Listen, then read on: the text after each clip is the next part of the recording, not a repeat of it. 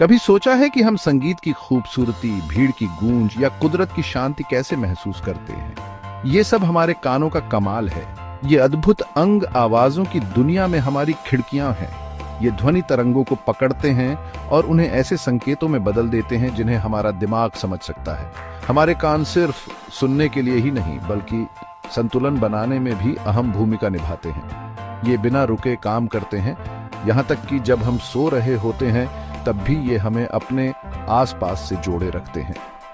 कान कैसे काम करते हैं, ये समझने से हमें उनकी जटिलता की कद्र होती है और इन नाजुक अंगों की रक्षा का महत्व समझ आता है। तो चलिए मानव कान की पेचीदा कार्यप्रणाली का पता लगाने के लिए एक दिलचस्प सफर पर निकलते हैं। कान का जो हिस्सा हमें दिखाई देता है उसे बाहरी कान कहते हैं। ये एक सैटेलाइट डिश की तरह काम करता है जो हमारे आसपास की ध्वनि तरंगों को पकड़ता है। बाहरी कान के दो मुख्य भाग होते हैं, पिन्ना और कर्णनाल। पिन्ना वो फ्लैशी घुमावदार हिस्सा है जो हमारे सिर से बाहर निकला होता है। इसका अनोखा आकार ध्वनि तरंगों को कर्णनाल में जाने में मदद करता है। कर्णनाल एक छोटी संकरी नली होती है जो मध्य कान तक जाती है। यह छोटे छोटे बालों और ग्रंथियों से ढकी होती है जो कान का मैल बनाती है। यह चिपचिपा पदार्थ धूल और गंदगी को फंसा लेता है, जिससे वे कान के नाजुक हिस्सों तक नहीं पहुंच पाते। पिन्ना और कर्णनाल मिलकर ध्वनि तरंगों को इकट्ठा करने और उन्हें मध्य कान तक पहुंचाने में महत्वपूर्ण भूमिका निभाते हैं, जहां सुनने का असली जादू शुरू होता है। मध्य कान एक छोटा सा हवा से भरा कक्ष होता है जो ध्वनि एम्पलीफायर का काम करता है। यह बाहरी कान से कर्णपटह द्वारा अलग होता है, जो एक पतली कोन के आकार की झिल्ली होती है। जब ध्वनि तरंगें कर्णपटह तक पहुंचती हैं तो वे उसे कंपन करने का कारण बनती हैं।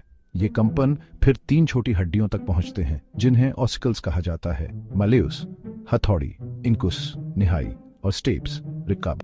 ऑसिकल्स एक लेवर प्रणाली की तरह एक साथ काम करते हैं, कर्णपटह से कंपन को बढ़ाते हैं और उन्हें आंतरिक कान तक पहुंचाते हैं। यह एम्प्लीफिकेशन हमारे लिए धीमी आवाजें सुनने के लिए महत्वपूर्ण है। मध्य कान के दबाव को नियंत्रित करने में भी महत्वपूर्ण भूमिका निभाता है। यूस्टेशियन ट्यूब मध्य कान को गले के पिछले हिस्से से जोड़ने वाला एक संकरा मार्ग कर्णपटह के दोनों ओर दबाव को बराबर करने के लिए खुलता और बंद होता है। आंतरिक कान कान का सबसे जटिल हिस्सा है जो ध्वनि कंपन को विद्युत संकेतों में बदलने के लिए जिम्मेदार होता है। यह संतुलन बनाए रखने में भी महत्वपूर्ण भूमिका निभाता है। कॉक्लिया घोंघे के आकार की एक संरचना जो तरल पदार्थ से भरी होती है, आंतरिक कान का सुनने वाला हिस्सा है। कॉक्लिया के अंदर हजारों छोटे छोटे बालों की कोशिकाएं होती हैं जो ध्वनि की अलग अलग फ्रीक्वेंसीज के प्रति संवेदनशील होते हैं। जब मध्य कान से कंपन कॉक्लिया तक पहुंचते हैं तो वे तरल पदार्थ में तरंगें पैदा करते हैं, जिससे ये बाल कोशिकाएं उत्तेजित होती हैं। ये कोशिकाएं तब कंपन को विद्युत संकेतों में बदल देती हैं जो श्रवण तंत्रिका के माध्यम से मस्तिष्क तक भेजे जाते हैं। आंतरिक कान में तरल पदार्थ से भरी 3 अर्धवृत्ताकार नहरें भी होती हैं। ये नहरें हमारे संतुलन की भावना के लिए जिम्मेदार हैं। वे सिर की गति का पता लगाते हैं और मस्तिष्क को संकेत भेजते हैं, जिससे हमें सीधे खड़े रहने और समन्वय बनाए रखने में मदद मिलती है।